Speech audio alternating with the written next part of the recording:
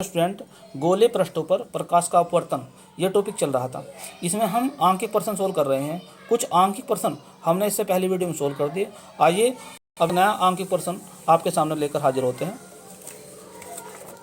तो क्वेश्चन है, जल में चल रहा एक समांतर किरण जल में स्थित 4 मिलीमीटर व्यास के गोलीय वायु के बुलबुले से अपवर्तित होता है। प्रकाश किरणों के उपाक्षीय मानकर अंतिम प्रतिबिंब की स्थिति ज्ञात कीजिए और जल का अपवर्तनांक दे रखा है 4/3। तो सबसे पहले इसका चित्र बनाना सीखते हैं।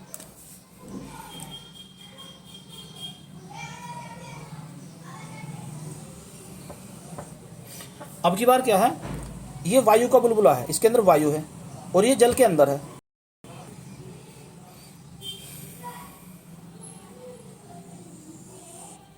इसका व्यास का एक सिरा P1 मान लेते हैं, एक P2 मान लेते हैं और केंद्र हो गया इसका C।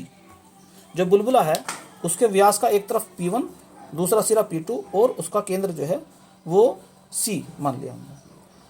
तो क्वेश्चन में ये कहा है कि जल के अंदर, इधर जल है, ये क्या है, जल, ये जल, ये क्या है, वायु।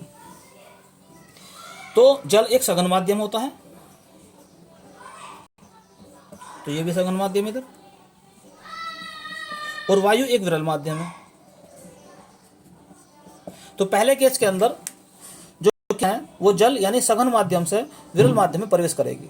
उसके बाद में जो किरण है वो वायु से जल में जाएगी, अर्थात विरल माध्यम से सघन माध्यम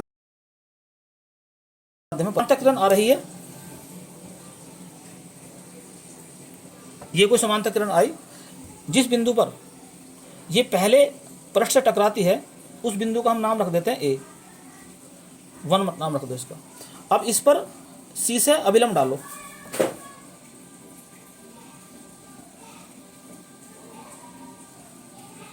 और इस अभिलंब का नाम हमने रख दिया है CA1N1।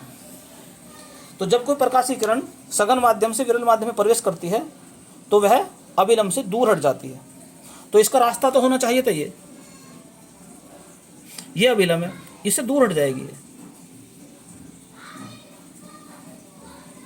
ऐसे। अब यदि इस किरण को पीछे बढ़ाया जाए तो ये भी तो जो मुख्य अक्ष है वो भी तो एक समांतर किरण ही है और एक समांतर किरण ये है। तो दोनों, ये आपतित समांतर किरण थी, ये अपवर्तित समांतर किरण थी। तो जो अपवर्तित किरण है वो इस दूसरी किरण को इस वाले बिंदु पर काटती है। तो कहने का मतलब ये है कि प्रतिबिंब जो बन जाएगा वो I पर बन जाएगा, अनंत से आने वाली किरण का प्रतिबिंब I पर बन जाएगा। अब ये प्रतिबिंब I जो है दूसरे पृष्ठ के लिए वस्तु का कार्य करेगा, दूसरे पृष्ठ के लिए वस्तु का कार्य करेगा। अब जहां पर ये टकराती है किरण इस वाले बिंदु को, इसे मान लेते हैं हम N1 था, इसे मान लो N2, A2 सॉरी। यहां से फिर अभिलंब डालो इस पर, ये दूसरा अभिलंब हो गया आपका N2। अब जब कोई प्रकाशीय किरण विरल माध्यम से सघन माध्यम में प्रवेश करती है तो वह अभिलंब की ओर झुक जाती है। तो ये किरण जो है यहाँ से, ये अभिलंब था, इसका ये होना चाहिए था, लेकिन ये अभिलंब की ओर झुक जाएगी। और झुकने के बाद में जहाँ पर मिलेगी पीछे जा गई इस वाली रेखा पर, अंतिम प्रतिबिंब वहीं पर बनेगा। तो मान लो, अभी हमें पता नहीं कहाँ मिलनी है, लेकिन मान लो यहाँ मिलेगी, मान लो ये इस पहले वाले को I को I' मान लो, इसे I मान लो। तो इस चित्र के हिसाब से हम ये कह सकते हैं कि अनंत से जो आने वाली किरण थी पहले पृष्ठ के लिए उसका प्रतिबिंब I' बनता है, यह I' दूसरे पृष्ठ के लिए वस्तु का कार्य करता है और जिसका प्रतिबिंब I पर बनता है। अब हम सबसे पहले लेते हैं जो पहला पृष्ठ है उसकी बात करते हैं। तो पहले गोलीय पृष्ठ के लिए, तो अगर हम P1 वाले पृष्ठ की बात करते हैं तो इसके लिए जो N1 है ये इधर वाला हो गया और N2 हो गया इधर वाला। ये तो हम लिखेंगे यहाँ पर प्रथम गोलीय पृष्ठ के लिए। तो r का मान तो आ गया, ये दे रखी है, उसकी त्रिज्या जो है 4 मिलीमीटर है, तो प्लस की आएगी 4 मिलीमीटर का मतलब हो गया 0.4 सेंटीमीटर। और जो वस्तु अनंत पर रखी हुई है, तो u का मान हो गया अनंत। प्रतिबिंब कहाँ पर बनेंगे ये चेक करेंगे। n1 का मान है, पहला माध्यम ये वायु, वो सॉरी जल, और जल का अपवर्तनांक उसने दे रखा 4/3। दूसरा माध्यम जो है n2, ये वायु है, इसका अपवर्तनांक 1 हो गया। तो सूत्र है n2/v माइनस n1/u बराबर n1/r। अब थोड़ा सा इधर से हम सोल्व करते हैं। n2 का मान कितना है, 1/v माइनस n1 कितना है, n1 है 4/3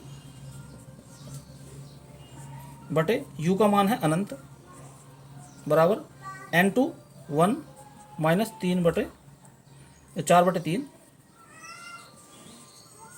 r है 4 नहीं 0.4। 0.4 उसका व्यास दे रखा है, तो 0.2 होगा ये 0.2। तो ये जिसके नीचे 1 अनंत का मान 0 होता तो ये तो 0 हो गया, तो 1/v बराबर, इसका यहाँ एलसीएम लेंगे, 3 में से 4 घटाओ 1 बच गया, 1/3 आ गया माइनस का, तो 1/3 बटे 0.2 नीचे ले आओ, 3 दूनी 6 तो 0.6। तो कहने का मतलब आ गया v का मान जो आ गया वो आ गया 0.6 सेंटीमीटर, या कह लो 60 मिलीमीटर, 6 मिलीमीटर।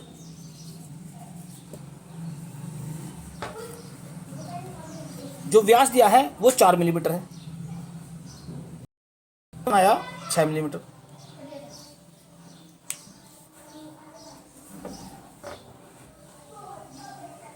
और ये भी आया प्लस का, ये माइनस का आया है।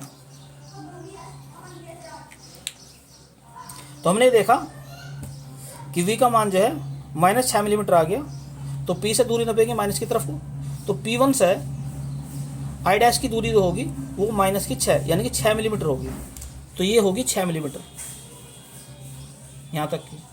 और p1 से p2 तक की दूरी कितनी है, वो है 4 मिलीमीटर, क्योंकि व्यास है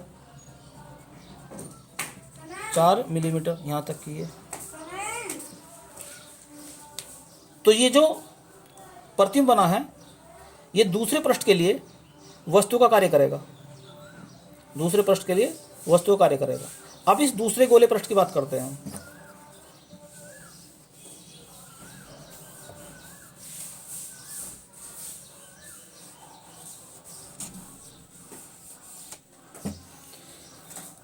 तो सेकंड बात लिख देंगे हम, द्वितीय गोलीय पृष्ठ के लिए, इसके लिए बात करेंगे हम। तो r का मान कितना आ गया, माइनस 0.2 सेंटीमीटर।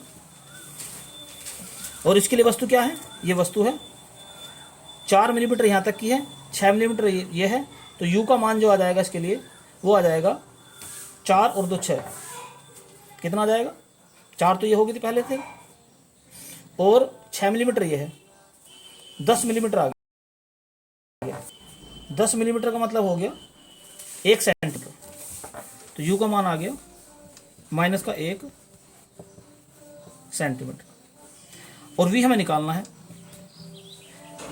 n1 चेक करते हैं इसके लिए और n2 चेक करते हैं इसके लिए। पहला माध्यम तो ये हो गया, ये तो ये है वायु, तो n1 हो जाएगा 1। दूसरा माध्यम ये हो गया, इधर है जल, जल में प्रवेश कर रही है प्रकाशीय किरण, वायु से जल में जा रही है, और इस जल का अपवर्तनांक दे रखा है उसने 4/3। तो फिर सूत्र लगाते हैं, तो N2/V माइनस N1/U बराबर N2 minus N1/R। N2 4/3, V निकालना हमें, N1 1 और U का मान कितना है आपके पास -1 बराबर N2 4/3 माइनस 1/R है -0.2, तो 4/3/V ये प्लस हो गया 1 बराबर, इसके एलसीएम लेंगे हम, तो 4 में से 3 गए 1 बच गया, तो 1/3 नीचे है माइनस का 0.2, 3 नीचे आ जाएगा तो 1.3 दूनी 6 हो जाएगा, तो 4/3/V बराबर -1/0.6 -1।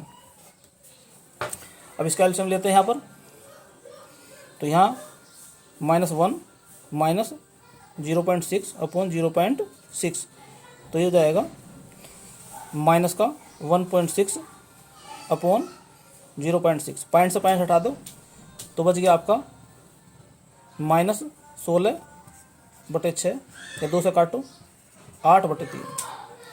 इधर से चला आ रहा था 4/3/V बराबर माइनस के 8/3। अब क्रॉस गुना कर लो, तो V इधर ले जाओ, तो 4/3 इधर ही आ जाएगा, तो माइनस का 3/8 उधर हो जाएगा V। तो कहने का मतलब ये आ गया कि V का मान जो निकल कर आ जाएगा 4 दूनी 8, 3 से 3 कट गया, तो माइनस के 1/2, तो V का जो मान निकल कर आ गया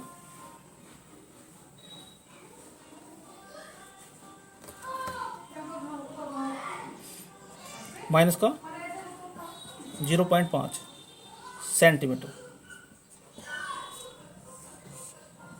यानी कि 5 मिलीमीटर। तो V का मान निकल कर आ गया 5 मिलीमीटर कह लो, या 0.5 सेंटीमीटर कह लो। अब P2 से P1 तक की जो दूरी है वो 4 मिलीमीटर है।